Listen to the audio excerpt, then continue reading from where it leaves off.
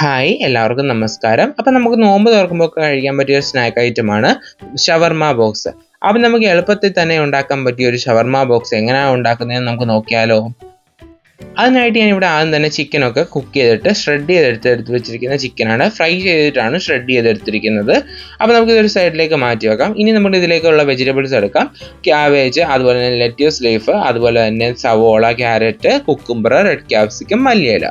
Red ക്യാപ്സിക്കത്തിന് പകരം green capsicum എടുക്കാവുന്നതാണ്. ഇനി ഇതിലേക്ക് നമുക്ക് മയോണൈസ് ചേർത്ത് കൊടുക്കാം. അതിൻ്റെ കൂടെ തന്നെ ഇതിലേക്ക് നമുക്ക് ടൊമാറ്റോ സോസ് കൂടെ ചേർത്ത് കൊടുക്കാം. പിന്നെ ഇതിലേക്ക് നമുക്ക് പെപ്പർ പൗഡർ ചേർത്ത് കൊടുക്കാം. ഓവറായിട്ട് പെപ്പർ പൗഡർ കൂടി പോകരുത്. ഇനി ഇതിലേക്ക് ആവശ്യത്തിനുള്ള ഉപ്പ് ചേർത്ത് കൊടുക്കാം. എല്ലാം കൂടെ നന്നായിട്ടൊന്ന് മിക്സ് ചെയ്തെടുക്കാം. പെപ്പർ പൗഡർ ചേർക്കുമ്പോൾ എപ്പോഴും കുറച്ച് ചേർക്കാനായിട്ട് ശ്രദ്ധിക്കണം. ഇൻഗ്രീഡിയൻസിൻ്റെ കറക്റ്റ് ലിസ്റ്റ് ഞാൻ ഡിസ്ക്രിപ്ഷൻ ബോക്സിൽ കൊടുത്തിട്ടുണ്ട്. ചിക്കൻ നമ്മൾ ഉപ്പും മഞ്ഞൾപ്പൊടിയും ചേർത്ത് കുക്ക് ചെയ്തെടുത്തിട്ട് നമ്മൾ അതിനകത്തേക്ക് മുളക് പൊടിയും മഞ്ഞൾപ്പൊടിയും അതുപോലെ തന്നെ ഗരം മസാലയും കുരുമുളക് പൊടിയും ചേർത്തിട്ടാണ് ഫ്രൈ ചെയ്തെടുത്തിരിക്കുന്നത്. അതിന് ശേഷമാണ് ഷ്രെഡ് ചെയ്തെടുത്തിരിക്കുന്നത്. ഒരു സമൂസ ഷീറ്റ് എടുക്കാം. അതിലേക്ക് കുറച്ച് മൈദ വെള്ളത്തിൽ മിക്സ് ചെയ്തെടുത്തിട്ട് ഇതുപോലെ ബ്രഷ് ചെയ്ത് കൊടുക്കാം.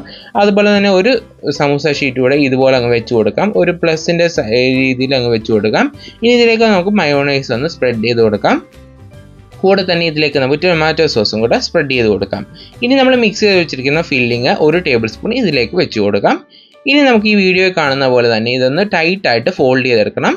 അപ്പോൾ ഈ വീഡിയോയിൽ കാണുന്ന പോലെ തന്നെ ഇതുപോലെ ഫോൾഡ് ചെയ്ത് കൊടുത്തിട്ട് നമ്മൾ ഇതുപോലെ മൈദയുടെ പേസ്റ്റ് വെച്ച് കൊടുത്തിട്ടാണ് ഇത് ഒട്ടിച്ചെടുക്കുന്നത്. അപ്പോൾ ഇതുപോലെ തന്നെ ചെയ്തെടുക്കാം.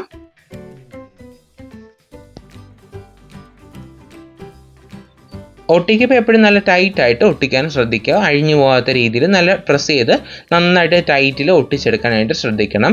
അല്ലെങ്കിൽ ചിലപ്പോൾ ഫ്രൈ ചെയ്യുന്ന സമയത്ത് ഇതെല്ലാം ഊരിപ്പോകാനുള്ള ചാൻസ് ഉണ്ട്. അതുകൊണ്ട് തന്നെ നല്ല ടൈറ്റായിട്ട് വേണം ഇത് എപ്പോഴും ഒട്ടിച്ചെടുക്കാനായിട്ട്. അപ്പോൾ നമ്മളിത് ഒട്ടിച്ചെടുക്കാൻ വേണ്ടിയാണ് മൈദ ഇതിലേക്ക് ബ്രഷ് ചെയ്ത് കൊടുക്കുന്നത്. അപ്പോൾ ഇതിന് നമ്മുടെ ഷവർമ ബോക്സ് റെഡി ആയിട്ടുണ്ട്.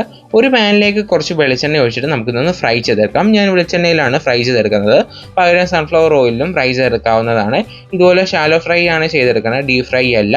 അപ്പോൾ അതുകൊണ്ട് തന്നെ ഒരു പാനിലേക്ക് കുറച്ച് വെളിച്ചെണ്ണ ഒഴിച്ചിട്ട് വലിയ പാനാണെങ്കിൽ ഇതുപോലെ 4 നമുക്ക് ഷവർമ ബോക്സ് വെച്ചിട്ട് ഫ്രൈ ചെയ്തെടുക്കാം.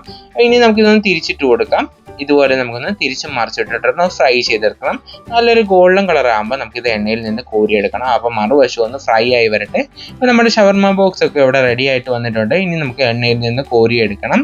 ഓവറായിട്ട് ഇതിൻ്റെ കളർ മാറ്റിയെടുക്കരുത്. ഈ ഒരു കളറാണ് ഇതിൻ്റെ കറക്റ്റ് പരുവം എന്ന് പറയുന്നത്.